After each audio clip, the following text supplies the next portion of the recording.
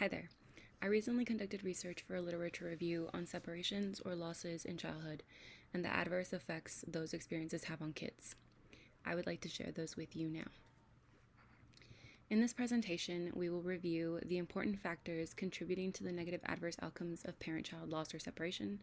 We will look at some of the adverse psychological and physical effects, and we will consider how these are differentiated by culture and ethnicity. Lastly, we will go over recommendations and interventions.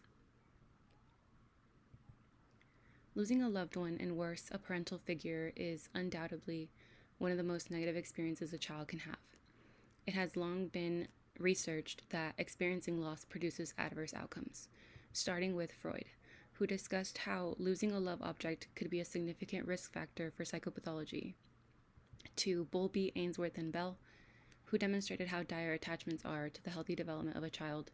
It is clear that loss and separation are both adverse experiences children go through that leave them with lasting effects. Unfortunately, child separation from or loss of an attachment figure is highly prevalent. In the United States, approximately 32.2% of marriages end in divorce, and most of those marriages have individuals with children. Although divorce may not seem like the usual way to lose or be separated from a parent, many court systems do not consider who the child has a better relationship with when they make custody decisions. Thus, a child could perceive divorce as a very significant loss or separation. Additionally, in China, 60.0 million children and adolescents were separated from their caregivers due to the modernization and urbanization of the country. This prevalence has led to research on the adverse effects of parent-child separation and parent-child loss on individuals. We will discuss some important factors that contribute to those effects next. Developmental periods are essential for understanding the probable outcomes of parent-child separation or loss depending on when they occur. Let's start by looking at early childhood. Briggs-Gowen et al. Had a European sample of children where 45.9% had experienced at least one separation. Similarly, Cofino had a sample of American infants and American toddlers, where 21% of the infants and 18% of the toddlers had experienced a loss. Moving on to middle childhood. Zhang et al. Had a Chinese sample of kids where 51.4% had at least one experience of separation from their parents, and Wang et al. Had a sample where nearly 40% of the children had at least one experience of separation from their parents. Let's finish with late childhood. In Chen et al., their Chinese sample had 57.4% of children with at least one parent-child separation. Similarly, Ottawa et al. Had a sample of American male twins where 15.4% had experienced parental separation in late childhood and 7.1% had experienced parental death.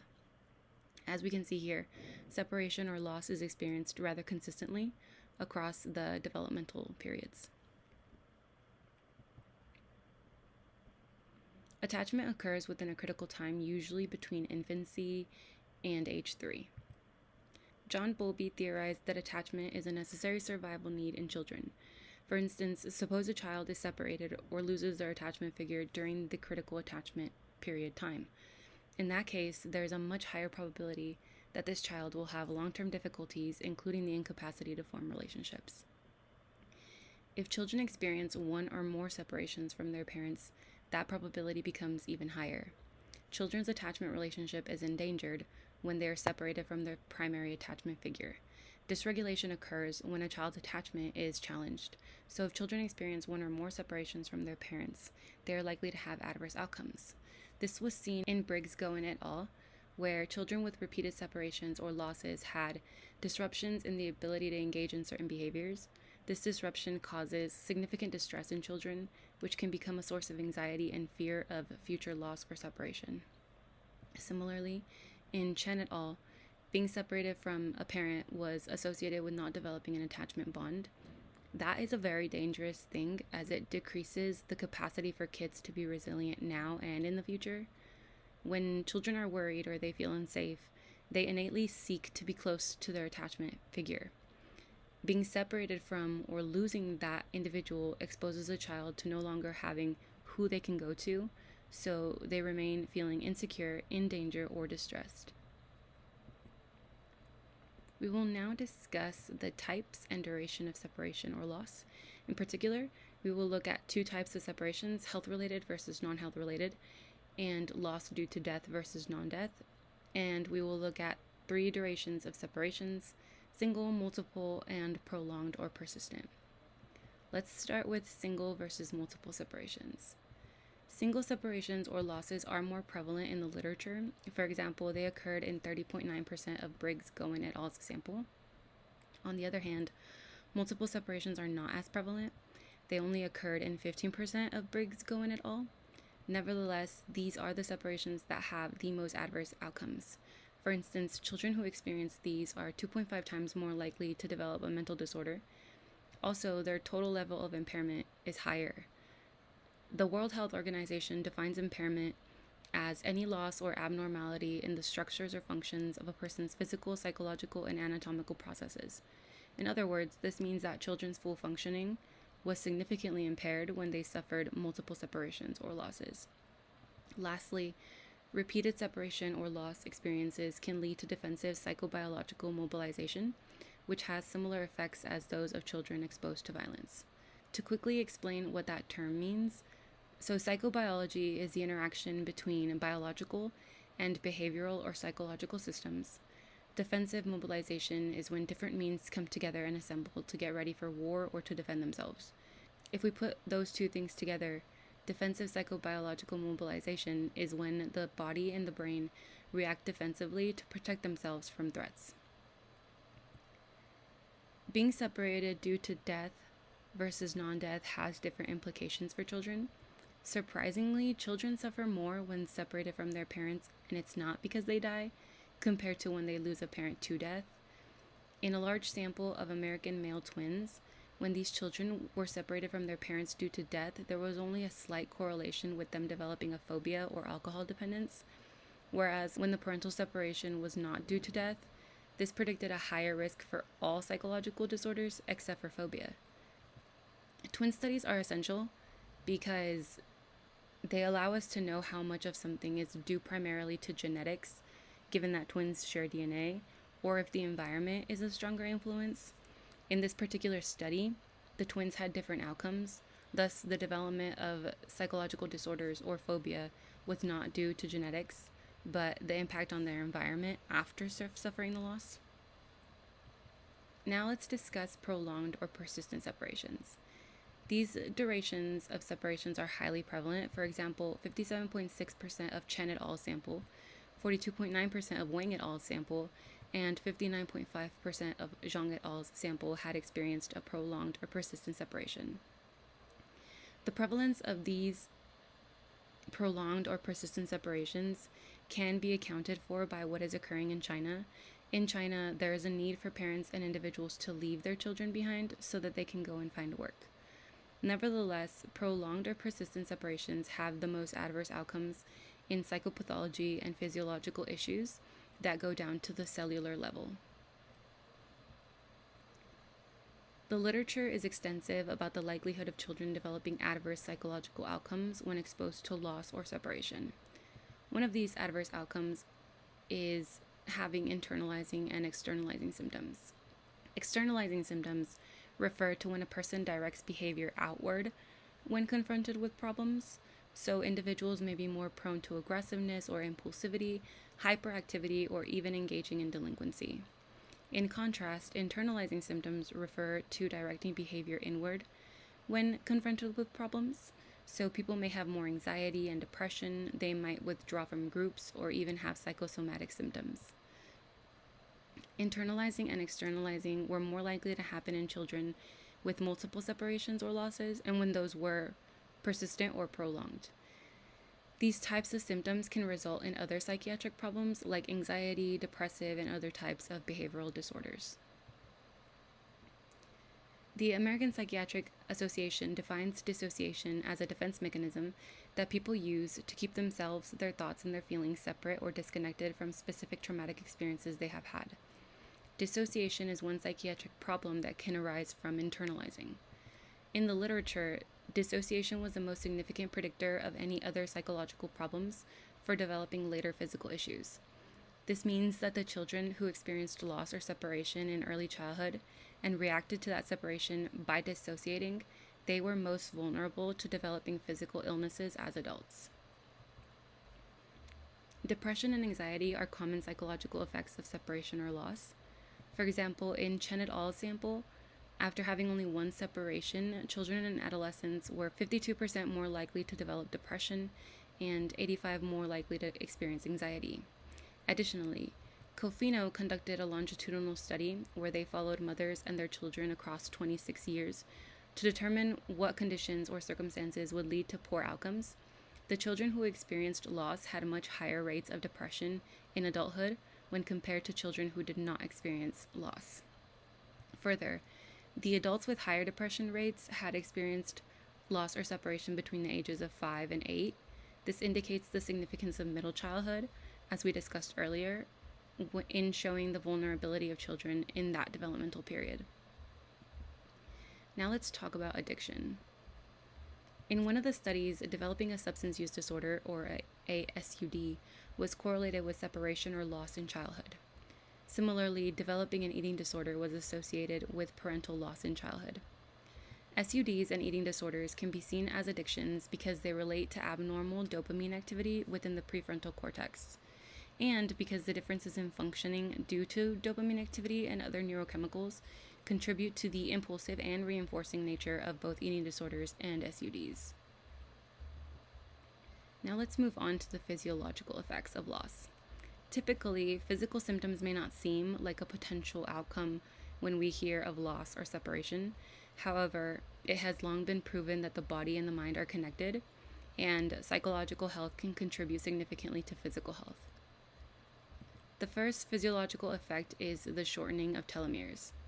Telomeres are caps on the ends of chromosomes that help DNA know when to stop replicating itself. In the image here, the telomeres can be seen in orange. Every time a series of our DNA is copied and makes new cells, these caps get a little shorter. If these caps run out, the DNA becomes impaired and it's unable to duplicate itself. This can lead to replicative senescence, which is correlated with tumors and cancer. Now, telomeres deterioration accelerates when someone has early life problems or psychologically distressing experiences. Indeed, a significant association was found between persistent separations in childhood and shortened telomere lengths. This shortening actually lasted into adolescence. In fact, in Wing et al., adolescents with prolonged separations from their caregivers showed 1.63 times faster deterioration of their telomere length. This means that these adolescents were 13.52 times more likely to biologically age too quickly than adolescents without any experiences of separation or loss. Another physiological effect of separation or loss is dysfunction in mitochondrial DNA copy numbers. Mitochondria have their own genome, which is the mitochondrial DNA. It has been proposed that the number of mitochondrial DNA copies per cell reflects mitochondrial health. An elevated count of mitochondrial copies indicates dysfunction. Similar to telomeres, mitochondrial DNA copies are affected by stressful events throughout the life course, predominantly negative experiences in early childhood when kids are still developing.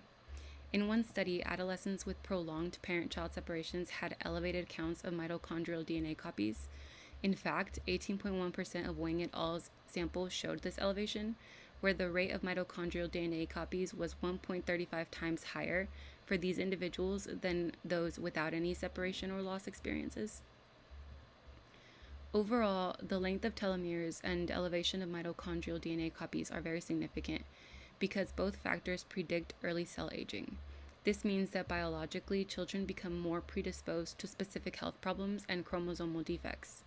Life is also shortened by this accelerated cellular aging, as more significant risks for illness typically indicate a greater risk for earlier death. The final physiological effect was low cortisol and a blunted HPA axis. The HPA axis is made up from the hypothalamus, pituitary gland, and the adrenal glands. This axis is a significant neuroendocrine system as it controls stress responses and regulates many bodily processes.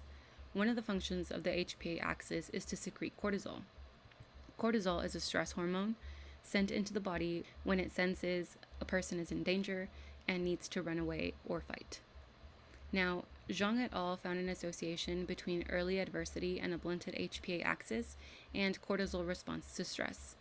They also found that parent-child separation or loss experiences predicted lower cortisol reactivity, maladaptive stress responses, neurodevelopmental disorders, and psychiatric disorders.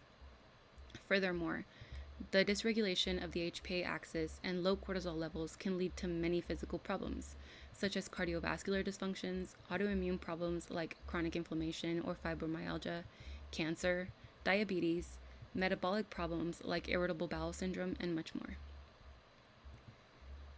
Now I'd like to talk about how the outcomes discussed thus far can be differentiated by ethnicity and culture. The biggest difference in culture comes from whether the society views itself as collectivist or individualist. Collectivist societies value the group more than the individual. This means that people see themselves as an extension of their group, and they emphasize functioning well as a group more than they do as individuals. In contrast, individualist societies tend to behave more according to their self-interest or preference, meaning that their self-sufficiency and autonomy are much more important. 2 of the studies in this presentation were conducted in China. China is a collectivist society. The bonds children form with their grandparents, aunts, and uncles are similar to those with their parents. This means that the impact of loss from any of these individuals would predict the same type of effect as when separation or loss is from parents. Also, according to the CDC, Hispanic people are considered part of a collectivist society, whereas the United States is a very individualistic society. This is not to say that separation from or loss of a parent figure in the US will not adversely affect children, as many studies showed otherwise. However, these 2 points are essential for what we will discuss next. There was a significant difference noted in Blake et al. When it came to developing a SUD in Hispanic youth and non-Hispanic white youth. In particular, the increase and decrease in odds were flipped for these groups. Let's start with the non-Hispanic white group. The odds of developing a substance use disorder increased in non-Hispanic white youth when the separation or loss was unrelated to health. The odds decreased when the separation was related to health. It was considered that the increase in odds from non-health related reasons could be because these young people may have blamed themselves or felt they weren't loved, which could lead to anger or resentment. Those feelings could then transition to maladaptive coping mechanisms. Another consideration was that these young people would receive little support from others due to the American individualist nature. As for the decrease in odds, it was considered that this could have been because these young people would see a health-related reason as something unrelated to them or their worth. Now let's look at the Hispanic group. The odds of developing a substance use disorder in Hispanic youth are the opposite for non-Hispanic white youth. The odds increased in Hispanics when the reason was health-related and decreased when the reason was unrelated to health. It was considered that the increase in odds could have been because these young people wouldn't have as much access to medical treatment, which could cause frustration, or that the impact of losing a parent forever in that way could lead to maladaptive coping. On the other hand, the decrease in odds was considered to be because these young people are more likely to receive more support from extended family, essentially due to their collectivist nature. I want to move on now and discuss some positive things, recommendations, and potential interventions. The first recommendation is for screening and monitoring. Pediatricians and mental health professionals could screen young children to identify those with experiences of loss or separation. Screening allows for monitoring emotional or conduct problems, which can be partially explained or have as a factor the separations or losses that kids may have had. This is recommended because many children who experience loss are not identified because they don't have experiences with interpersonal violence. In fact, in Brigham et al.'s sample, 74% of the kids with one separation or loss and 46% with multiple separations or losses had not experienced any type of violence. Interventions. 3 studies had interventions for the experiences of separation and loss. The first of these was Schwengel et al. These authors had a small case study where forming a therapeutic relationship helped children who were unable to attach to any of their caregivers and who lived in isolated group homes become more open to approaching their caregivers. Although this study was small, the fact that they could establish this type of bond that would help these children to regulate their physiological reactivity when they were in challenging situations is quite significant. The next intervention was in Taffa et al. They saw that the probability of maladjustment decreases if children have protective resources and other substantial relationships. Specifically, suppose a child has experienced the loss of one parent while remaining with the other parent. In that case, helping that adult face the loss relatively positively can make an enormous difference in how the child mourns and adapts to life. The last intervention was seen in Elam et al. These researchers studied telomere length and whether or not it changed in adults who were undergoing positive parenting and family intervention.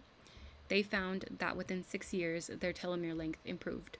Therefore, improving parenting skills and parents' emotional regulation could contribute to deterring or slowing down the shortening of telomere length.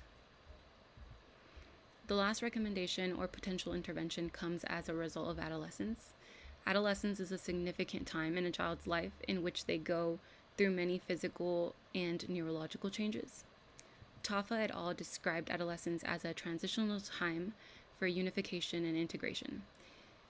In other words, adolescents develop the capacity to think logically and formally about their experiences.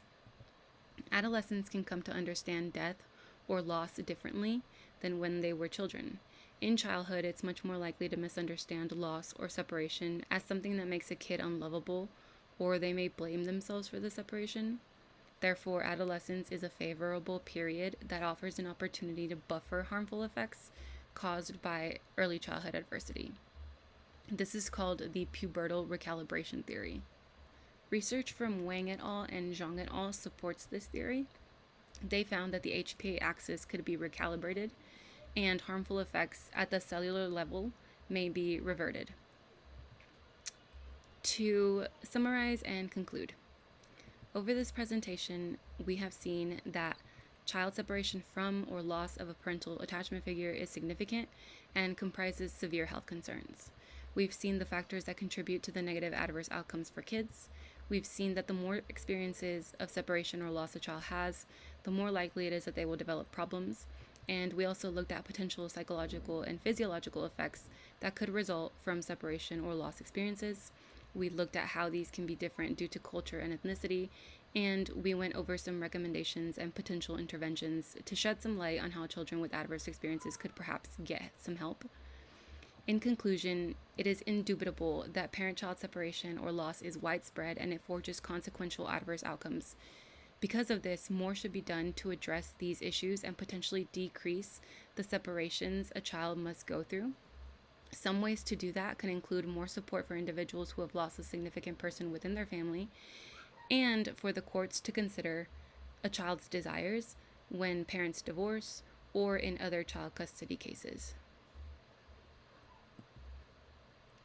That is all for my presentation. Thank you so much for watching and listening.